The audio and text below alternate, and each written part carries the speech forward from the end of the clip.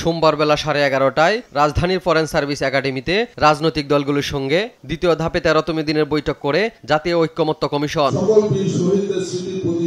দেশে দ্বিকক্ষ বিশিষ্ট সংসদ চালুর পাশাপাশি সংসদে সংরক্ষিত নারী আসন নিয়ে বড় ধরনের সংস্কার প্রস্তাব দিয়েছে কমিশন। এ বিষয়ে রাজনৈতিক দলগুলোর মধ্যে আলোচনা চলছে। রাজনীতি রাষ্ট্র গঠনে নারীকে মর্যাদাজনক অবস্থায় প্রতিষ্ঠিত করা সম্ভব বলে প্রত্যাশা জানান কমিশনের সহসভাপতি আলী রিয়াজ।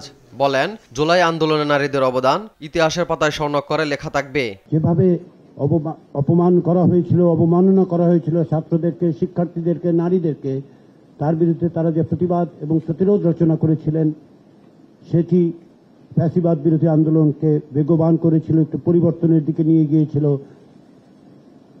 আজকে 14ই জুলাই সংস্কৃতি মন্ত্রণালয়ের পক্ষ থেকে জুলাই নারী দিবস বলে দিনটিকে চিহ্নিত করা হয়েছে। বৈঠকে বিএনপি, জামাত ও এনসিপি সহ বিভিন্ন রাজনৈতিক দলের নেতারা অংশ নেন। AH হিমেল, দেশ টিভি, ঢাকা।